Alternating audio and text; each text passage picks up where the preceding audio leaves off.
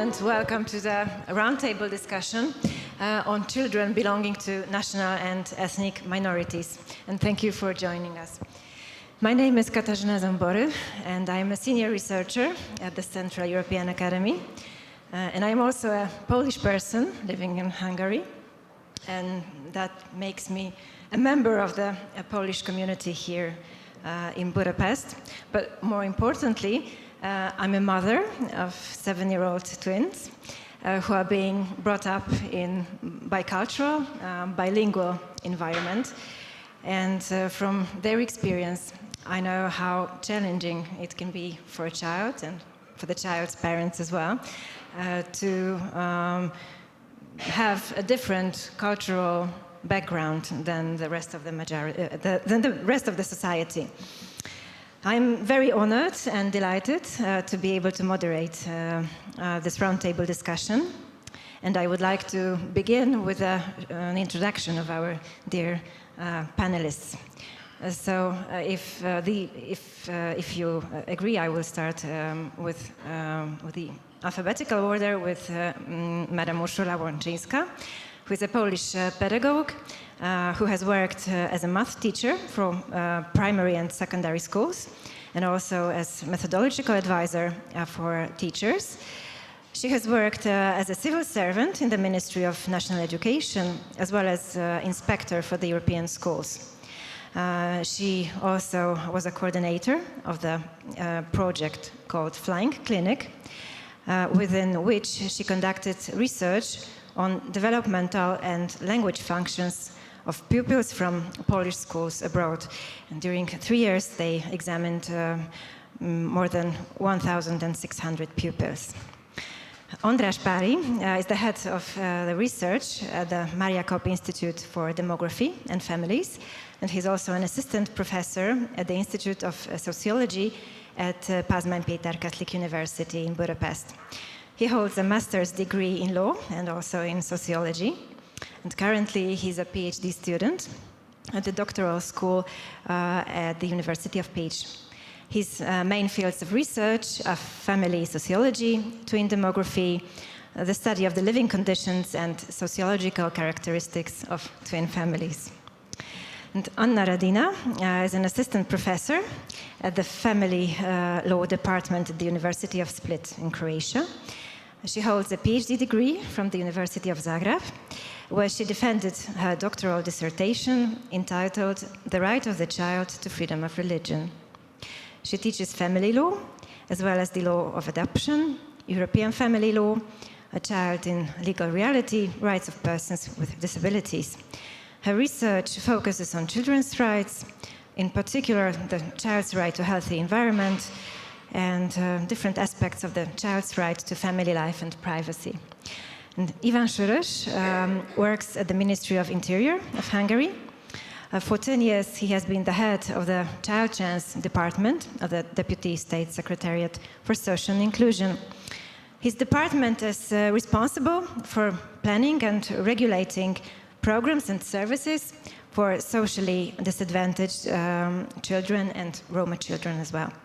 The department has worked on the regulatory and funding framework for 2 main services that were not previously part of primary child welfare. First of all, so-called Sure Start children's houses, which provide support to socially vulnerable children in the age 0 to 3, and the study hall, which provides daily learning and developmental opportunities for disadvantaged children in primary and secondary schools. And Júlianna Traser is a senior researcher at the Ferenc Madl Institute of Comparative Law in Budapest. She holds a master's degree in European and International Law from the Catholic University of Louvain-la-Neuve in Belgium, and also an LLM in EU law from the College of Europe, also in Belgium. And during the Hungarian presidency of the European Union in 2011, she worked with the Ministry of Foreign Affairs.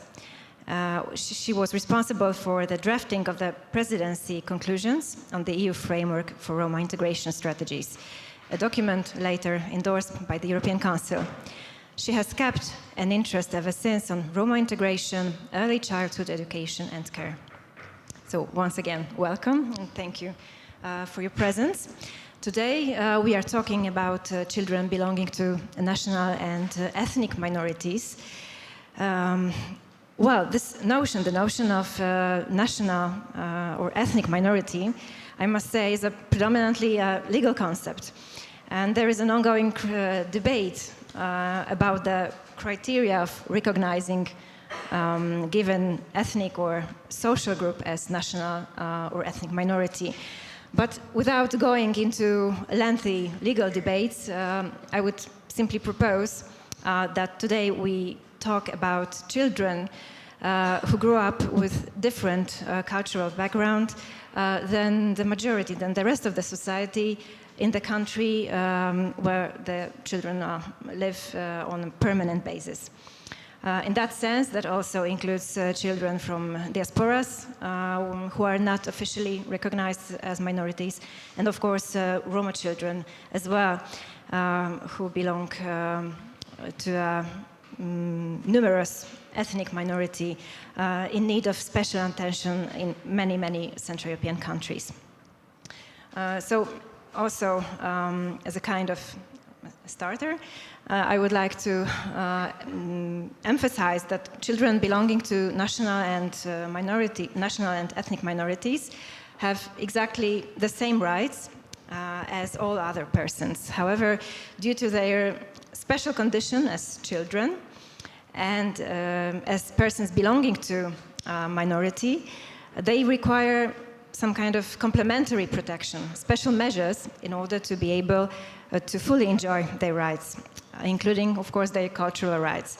And it is also reflected in the Convention on the Rights of the Child, which at the very beginning, in the preamble, stresses the importance of cultural values for the harmonious development of the child. And later on, in Article 8, the Convention on the Rights of the Child guarantees every child the right to preserve his or her identity, including nationality, and lays down the obligation of states to respect it.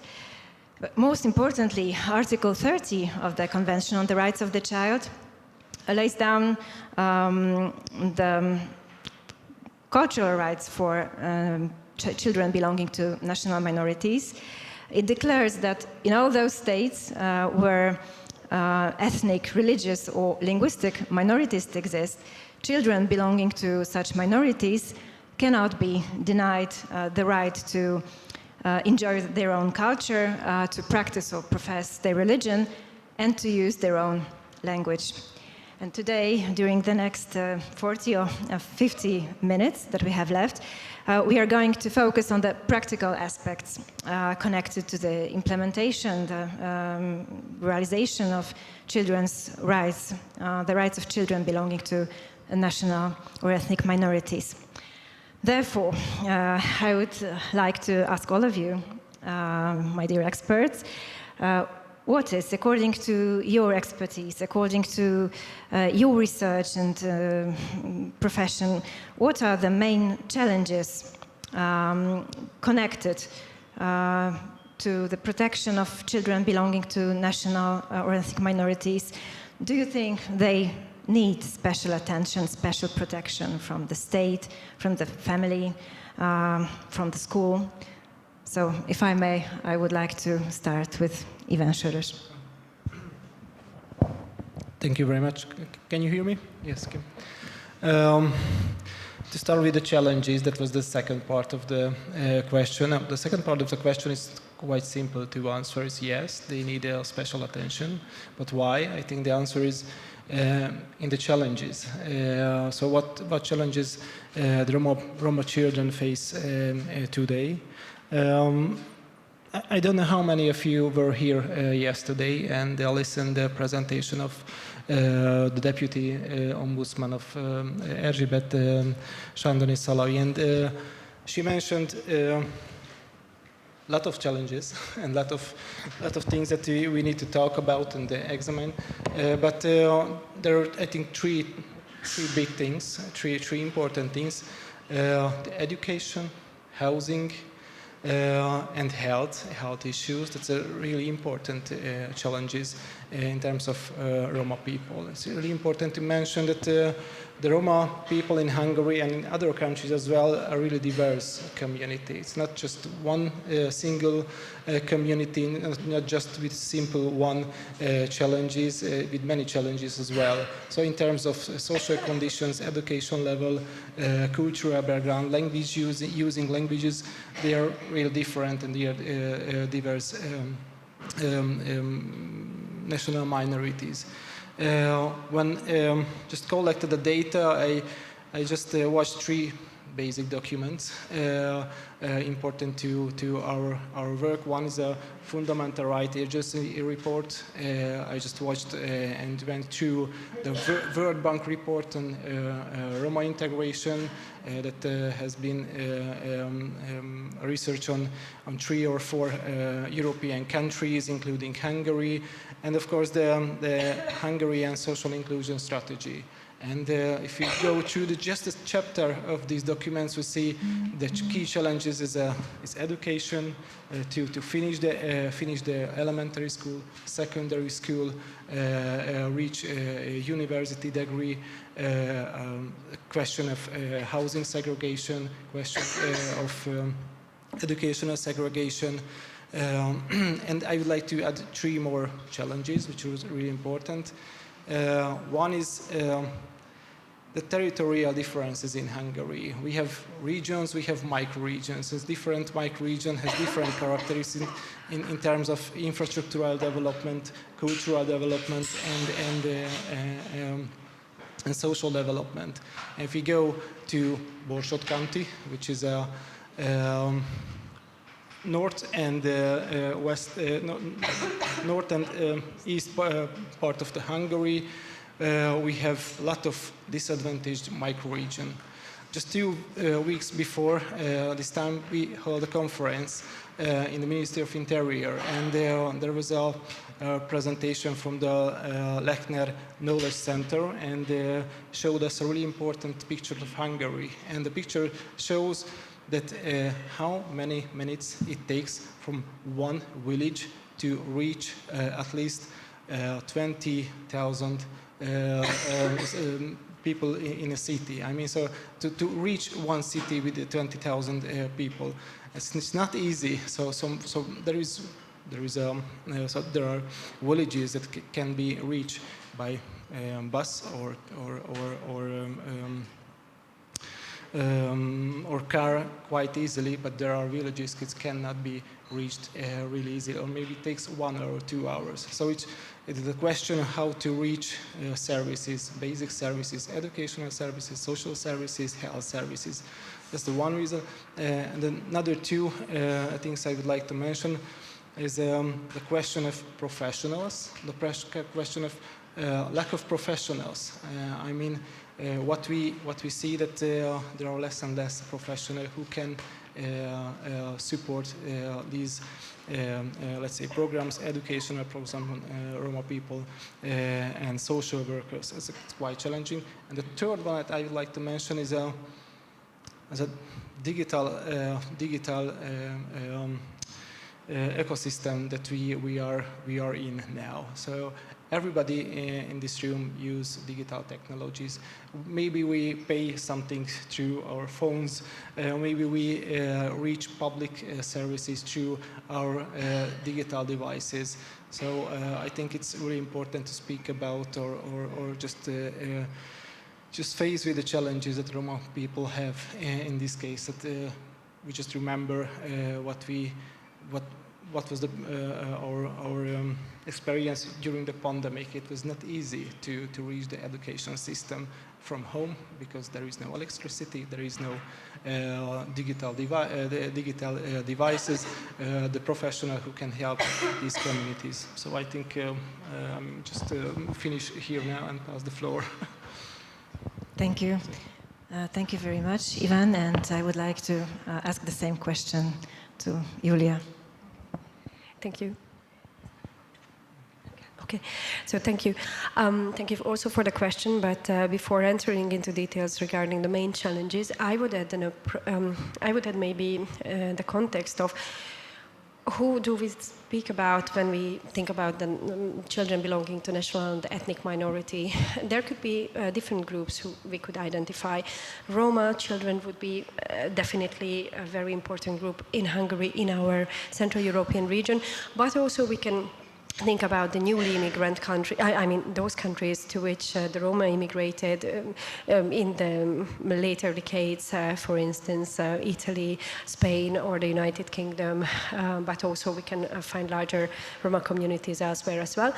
But of course, we can talk about children with immigrant background. So, for instance, the Polish minority in the United Kingdom, which is a very, very large and numerous community. And also we can think about those national minorities who, according to the Hungarian terminology, are called nationalities, who are recognized by the constitution as a state making entities, or like being parts of the state. So at least there could be 3 different groups of children who we could identify and who could come under the topic of the present panel. However, now my role or my field of research would be more familiar with the integration of and the problems faced by the Roma children. And I would later on, maybe if I have the chance to, I would like to add the international context to that with the European framework and also with the experiences of the other member states.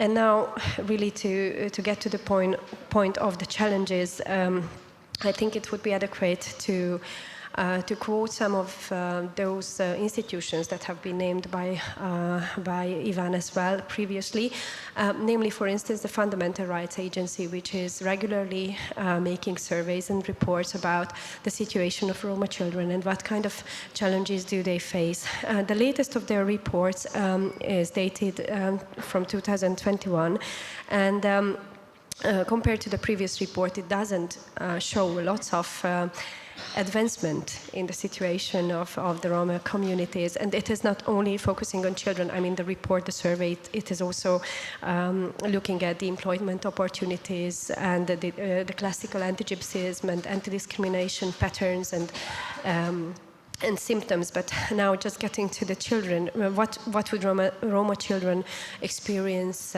in larger communities? Harassment, violence, risk of poverty, severe material deprivation, segregation, discrimination in education. We can come back to that later because I think it's a very interesting topic, the segregation in education, insufficient access to health services. And when we talk about it, we have to think about their parents as well, the families. So an approach to understanding the challenges that are faced by the Roma children, we need to broaden a bit our perspective and take a look at the situation of the families. As Iván has already mentioned, for instance, in specific regions which are from where it is very difficult to get to a school or to a bigger town or to get better access to services or actually just to infrastructure. Housing deprivation, overcrowded housing, lack of access to tap water, damp walls, etc., etc. And these are factual elements of data gathered by the Fundamental Rights Agency, very concrete elements, and also not wanting to take over the time of the others, but just to get some of the major statistics.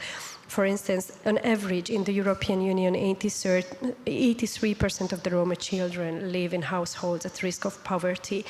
And really, we have lots of statistics, but what would be also very shocking, and you would understand why, when we talk about education, it's of crucial importance to talk about the early childhood development and care. Actually, that the children from the earliest age get into an infrastructure, social system, which helps them to be prepared to later social life and integration. And by the time that they get to the school, and when we speak about that there is a very high rate of school dropouts for Roma children, it is not enough to treat this question from the age of 7 or 12 or 14. You need to intervene from the very beginning, at the age of 1, 2, 3, when the maternity education or like maternal care systematically can be allocated to these children. And the very unfortunate and very sad statistic is that early childhood education and care on EU average, 95% of children participate in it, whereas for Roma children this number is only 44%.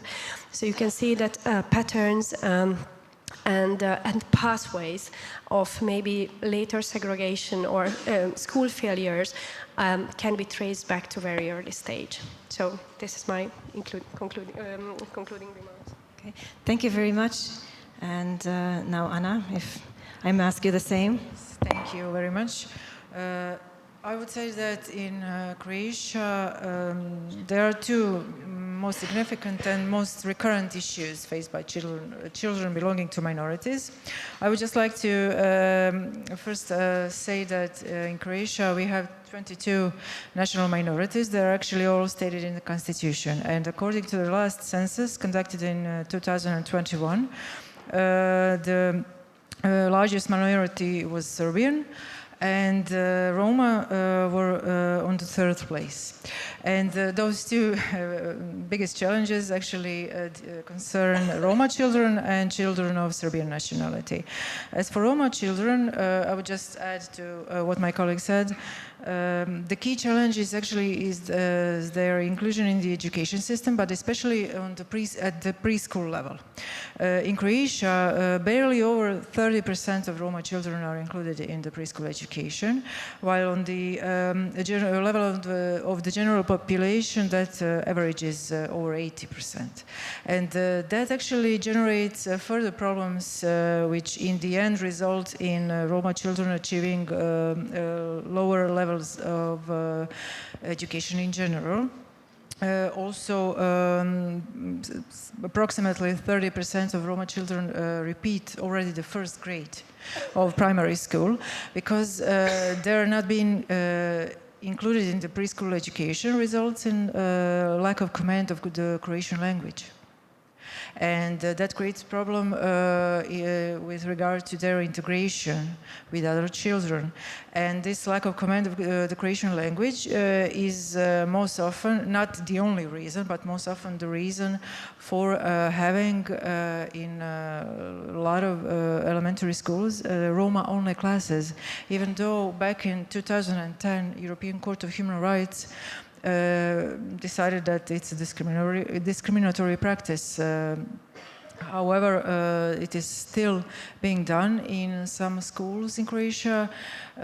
It's definitely, I don't even have to say it, evidently it's a problem with multiple causes, very complex issue which has to be seen in a broader context, like in all other states that have a Roma minority. It's not something that that particular school can resolve itself. So it's something that requires a special attention from stakeholders on all levels. The state, region, municipalities, but also parents, because this is there are different issues like lack of spatial capacity, lack of organized transportation for Roma children who often live on localities far away from schools, lack of Roma assistance in schools, of course that issue I mentioned earlier, the lack of command of the Croatian language. Often lack of parental support on the side of the Roma children, but on the other side, there's also unsupportive attitude of Croatian parents who often don't want their children to go to same schools with Roma children. And it happens in practice that they often actually withdraw their children from school and enroll them in other schools which don't have Roma children. With regards to children of Serbian nationality, actually the major challenge they face is actually twofold, but one aspect concerns your next question, so I'm going to return to it later. One point that I would like to mention at this moment is nationally motivated peer violence in schools between children or pupils of Serbian and Croatian nationality. I'm not saying it's something that happens on a daily basis, it's not, but annual reports of our Ombudsman for Children actually show that this is a recurrent issue and it's constantly present, that it's actually the biggest issue with regards to children of Serbian nationality. This is also a very complex issue. It has to be seen in a broader context, different context than for Roma children, which and the underlying cause of all these are nationalist tensions between Serbia and Croatia that go back to the 30 years ago and the war that happened, but it's not the war itself. Actually, it's the fact that we discussed it yesterday at the dinner. It's the fact that so many people, especially politicians, benefit from heating up those tensions. Even today, they actually artificially induce conflicts on the nationalist level because they profit from that. And of course, it necessarily affects children in a very negative way. It feeds them with hatred they were really not supposed to be fed with for the things that they actually don't know anything about. They were not even born during the war.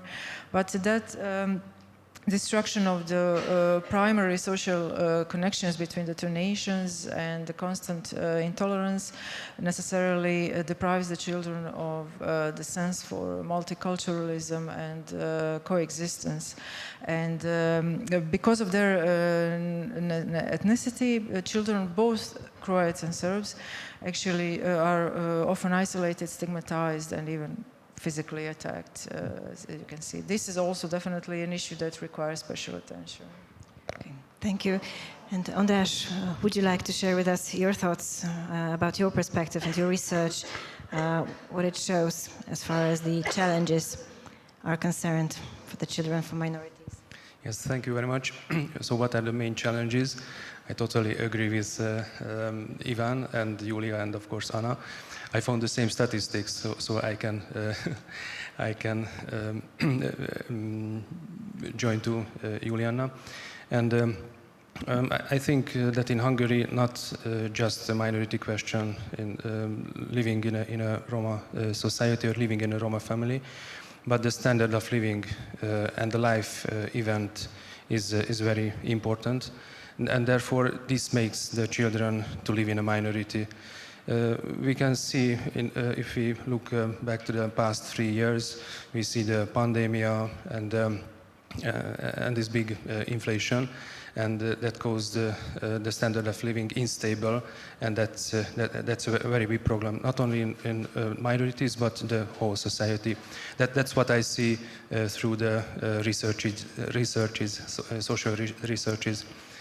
And this, which makes being in a minority or a children minority, that is also overrepresented in regions, which was also mentioned by Iván.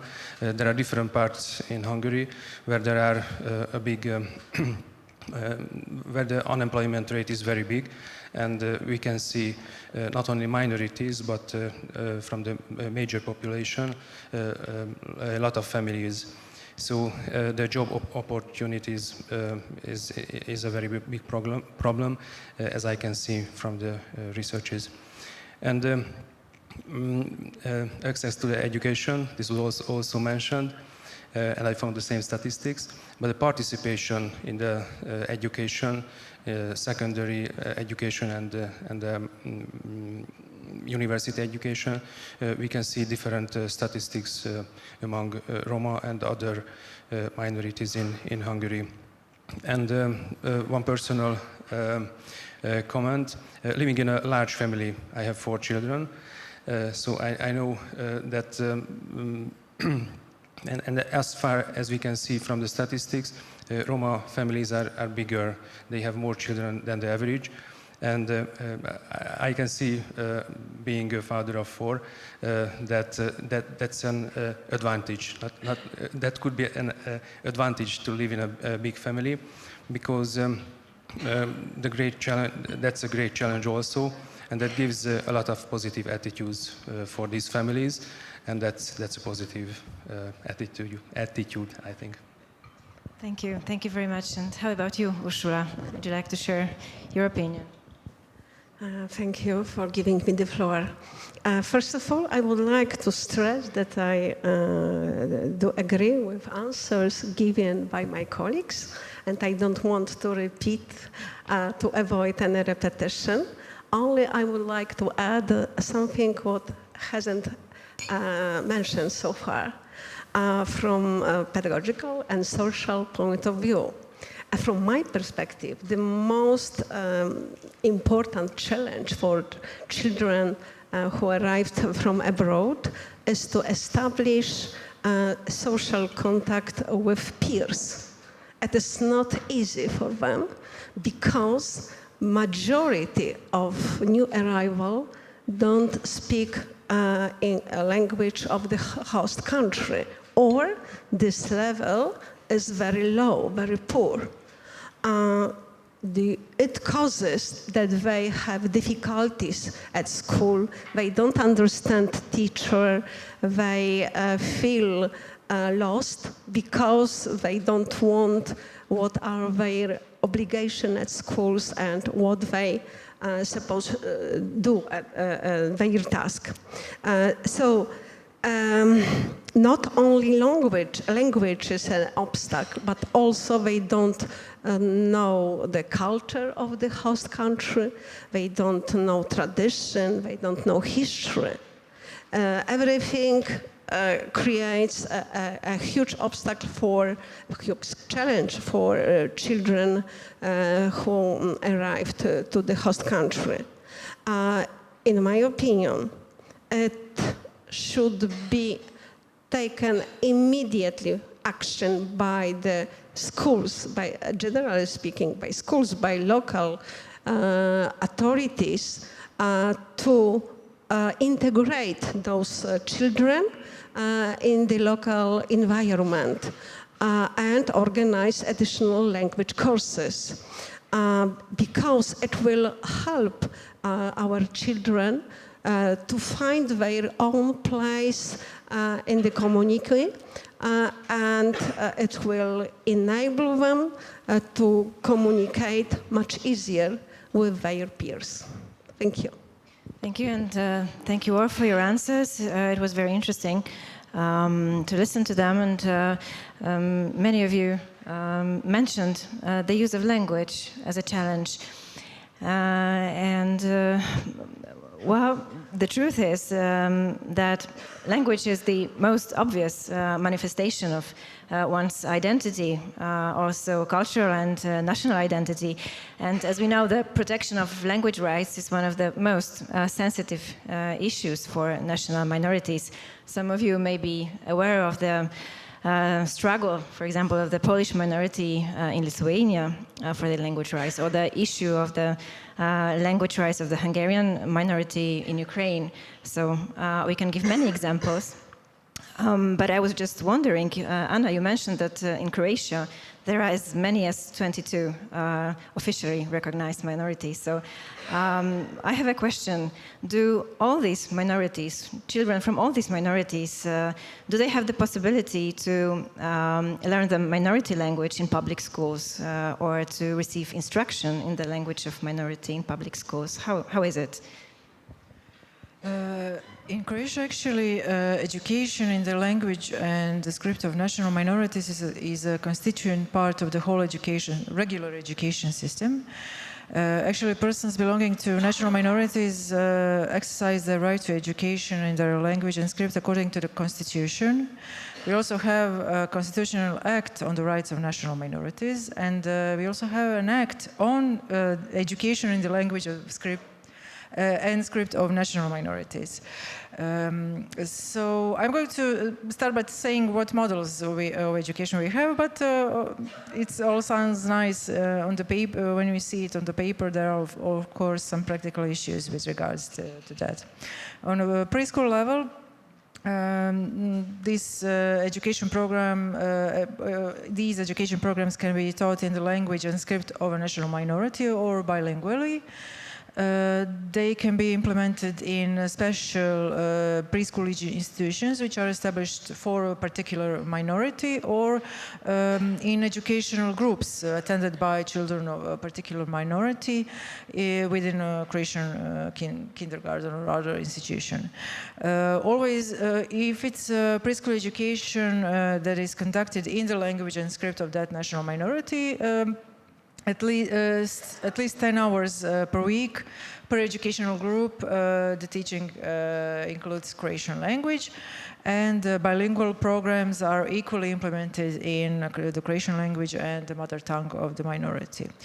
In primary and secondary schools, we have three models of education: Model A, B, and C. In Model A, the entire teaching is conducted in the language and script of the national minority, with mandatory learning of the Croatian language in the same number of hours. This model is mainly taught in special schools established for a particular minority, but it can also be conducted in a regular school where teaching is conducted in Croatian language, but only in separate special departments with classes attended by children of that particular minority. In Model B, teaching is conducted bilingually, and it's organized in such a way that science group of subjects is taught in Croatian language, and social group of subjects is taught in the language of national minority. It is usually conducted in schools with classes taught in Croatian, but in separate departments. In Model C, classes are conducted in the Croatian language, but children belonging to a particular minority attend 2 to 5 additional classes per week. And those classes are intended for teaching their language and culture, geography, history, music, visual arts. This Model C is usually taught in regular schools. Also, some special forms of teaching, like seminars, winter schools, summer schools, are possible for those children for whom there is no possibility for organizing these regular classes. So, as I said, this all sounds very nice when you see it on the paper, but of course, on the practical level, there are a lot of issues. In general, the interest for attending one of these models among the members of national minorities is decreasing. And when I mentioned Serbian minorities, it's just because statistically they most often face these problems because they are the largest minority in Croatia. But it's actually something that all the minorities deal with. These are the rights for all the minorities, and they all basically face the same issues. Other smaller minorities even more, because it's more difficult to organize any of these forms of teaching because there are not enough children that would be interested in such a way of schooling, and especially if they live in, for example, rural areas, because there's a lack of appropriate textbooks, especially the lack of professional teaching staff. Also, lack of organized transportation for such children. Also, in practice, it happens often that parents withdraw their children from one of these models of education when children reach higher grades of primary school because they feel that children have learned enough. And also I have to come back to that underlying issue I mentioned before, that when it comes to children of Serbian minority, there is also a lot of this social pressure, social tensions that are present, and that is also one reason why they often choose not to attend these classes in their own language. Thank you. Thank you very much, Anna. And Urszula, as far as I know, you have extensive experience with working with bilingual and multilingual children as a teacher. So how do you think, what is so important for multilingual children in education? How can we support bilingual, multilingual, multicultural children in their education? How to support them in finding their place among peers and in the school in general? Yes, indeed. There are many key areas about challenges for multilingual children. I would like to point a few of them. However, I would like to start from language. Knowledge of language of the host country. It is very crucial. However, what I observed, there are more and more children with difficulties to learn new language, because of developmental problems, which should be diagnosed as soon as possible in an interest of a child. Unfortunately, there is still lack of specialists who have knowledge and experience in therapy and diagnosis mental problems. In many schools, teachers don't have enough knowledge about this problem, sufficient knowledge, because they have difficulties with access to the professional in-service training in this matter. Moreover, on the market, there are only few tests which can reliably examine the speech development and difficulties in this area. Bilingual children with a delayed speech development are still diagnosed in improper way, without checking and without verifying a real source of the problem. This often leads to the situation that children who weren't correctly diagnosed live without any help, crucial help. Another issue is that difficulties in writing and reading appear as a result of incorrect articulations of sounds and incorrect pronunciations. This leads to school failures and creates frustration and disappointment.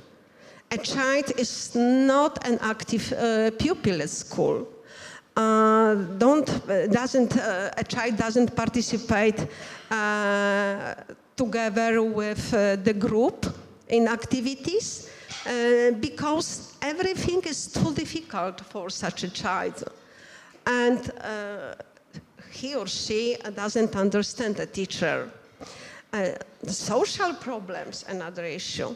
Social problems also arise due to the language difficulties, especially when a child emigrates at the age of few years, 5-6 years, and doesn't know the language of the host country. Everything creates huge barriers for a child, and it is very difficult to contact with peers, like I mentioned at the beginning of our discussion. And the result is that such a child is going to withdraw himself and his self-esteem is getting low and lower, much lower. So the reason is that child staying together with peers who speak their mother tongue can't find their own place. A relationship with family and peers from original country also is greatly distributed due to the fact that in many cases, for example, I am talking about Polish pupils, the Polish language is becoming poorer in front of the host country language because of staying together in another country like here in Hungary. And children are often put under pressure to use only the host country language, even at home. So it is not proper because such a child loses their identity and very often can't express themselves very clearly. Everything creates difficulties. And from my experience, what I observed, ideal situation is in bilingual families when father and mother comes from different countries and they speak to a child in their own mother tongue. And in this way, it is the most important for a child to grow up in a natural environment, talking to mother in one language, talking to father in another one. Thank you very much, Urszula. Okay. Thank you. I appreciate very much your very noble thoughts, and I could speak for hours about that. And the truth is, indeed, I would like to speak about education during the following minutes as well. But I would like to bring in the aspect of the Roma children education and the challenges faced by them in education and social inclusion as well. And I would like to ask Iván, how can the state authorities, how can your department effectively support Romani children in social inclusion and access to quality education? Thank you for the question. Since I passed the floor to Júlianna, I was just thinking what challenges I missed from the last question. But one thing is really important is connected to the question as well, not just the challenges. In Hungary, since 2015, the kindergarten education is an obligation. It's obligatory from age of 3 up to the children start the school at the age of 6. And it's really important to see how the Roma children enter the kindergarten. And one example I want to mention, because we were speaking about the early education and care policies and practices. We started a project in around 2016, and we financed 550 kindergarten, mainly by Roma children, mainly by social disadvantaged children. And within the project, we give, not we, the education authority, who was the implementer of the project, give extra professional support for the kindergarten teacher, extra tool for the room to play with and to develop the children. And there was another extra, not a professional, but an extra worker who comes from the Roma community. We don't call it a language expert, but a mother tongue expert who comes from the Roma community and creates a connection between the kindergarten teacher and the Roma community. So they were just kind of the member of the staff of the kindergarten. That was really, really good to make the connection stronger. And I would like to mention 2 other services that we just started to piloting and developing in the last decade. So just before 2010, there is one which called Sure Children Houses. I don't know if you've heard about these services. It looks like a kindergarten, but it's not. It's for 0 and 3 years old disadvantaged, multi-disadvantaged children, socially disadvantaged children, and it differs from the kindergarten because when the children enter this Sure Children house, the mother and the parents do not leave the children in the Sure Children house. So the target groups, not just the children, but the parents as well.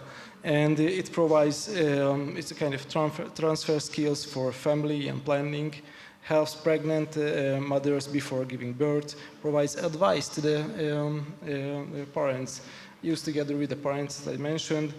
It has kind of provides common services, meals, daily meals, laundries, and if needed, bath. So to give a bath, and it also takes into account the needs of the local community. So it's a kind of house with around 10 children per day, and we developed it in European Union funds, but now they are in the Hungarian funds, financed by Hungarian funds and regulated by the Children Protection Act. So we have around 180 Sure Children House, mainly in the micro-regions, disadvantaged micro-regions in Hungary. And I would like to add more and finish it because we run out of time. We have another service for elementary and secondary school children, disadvantaged and multi-disadvantaged children. It's we call it Tanoda. I don't know. It's a kind of study hall. It's an afternoon school program for elementary school students, and this Tanoda gives extra service to the children and the parents as well.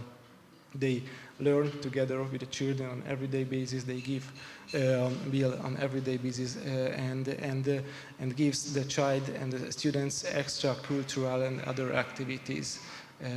So that's it. I stop here. Thank you, Iván, for sharing your experiences. And I would like to turn to András. Could you think of some positive examples of institutional tools designed to improve the access to quality education for disadvantaged groups and Romani children as well? In the institute where I work, the Maria Kopp Institute for Family and for Demography and Families, we had a research 3 years ago. We asked, that was a qualitative research, but mainly we do quantitative researches. And in this qualitative research, we asked the 72 teachers in different regions from 5 school districts, how do they see the students, and especially the Roma students. They found, actually we found that institutional education is less important for the Roma population because of the disadvantage of economic situation.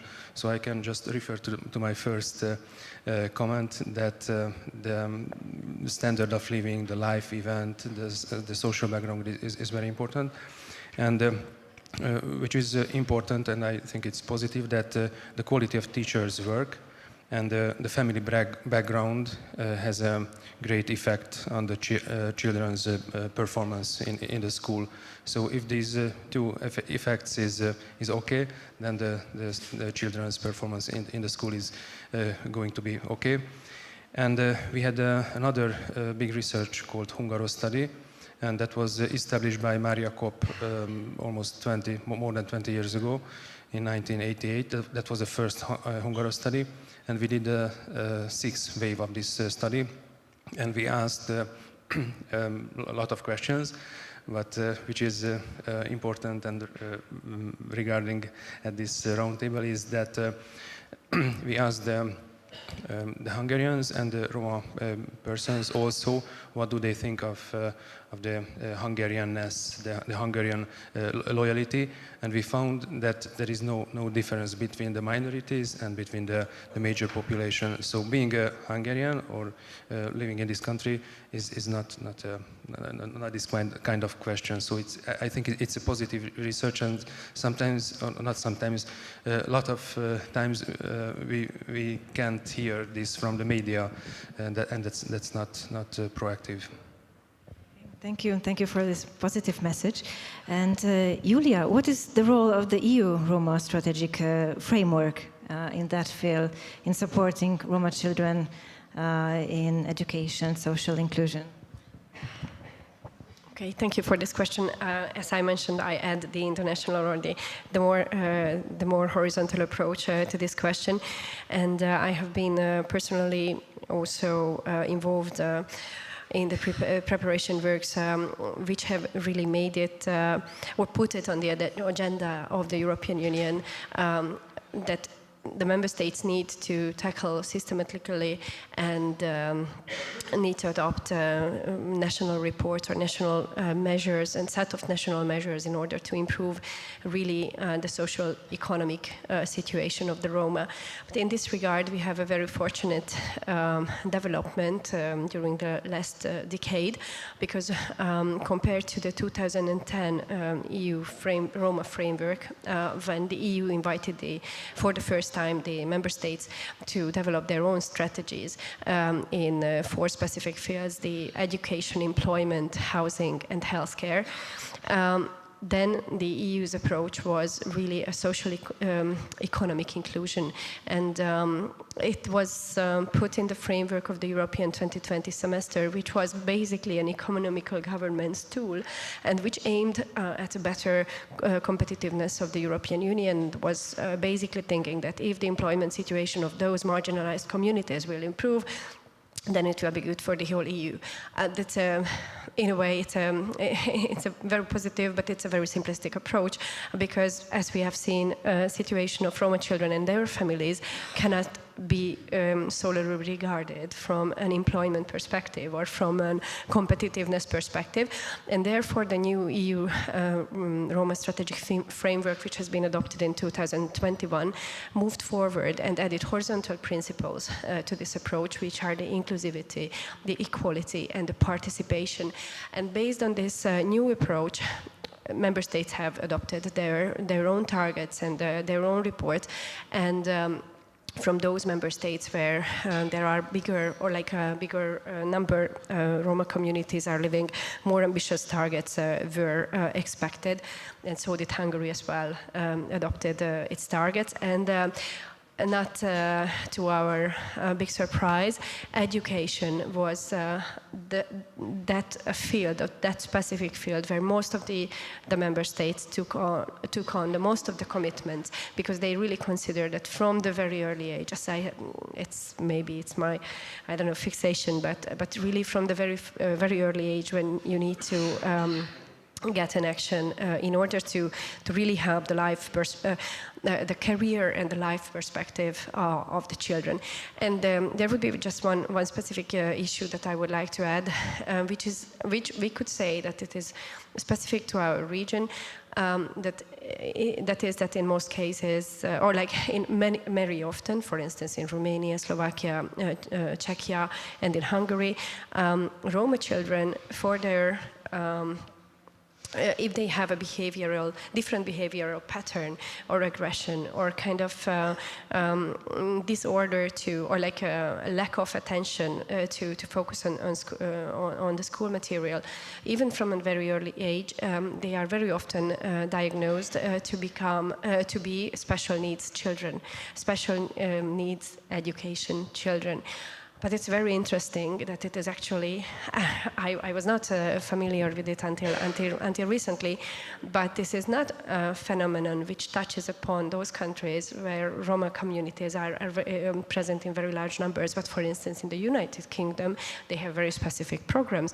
And this is my final point, where I would like to get the connection between what has been said by Iván as well, that what, for instance, in the UK they also recognized is that if you have a child who is special, who has a difficulty to integrate, and I'm not speaking about now the immigration background, but really like ethnic minorities, travelers, and so on and so on, then you really need to give a complete service which focuses on cooperation with the parents, cooperation with the families, and from the very good models or like good tools and institutions that we find in the case of other countries who would like to address the situation of Roma children.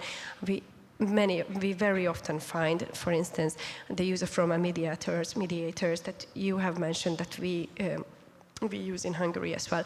And here I think there is one point that we haven't added yet, is the role of Roma women, especially when they are mediators and they are intervening with the families and with the children. So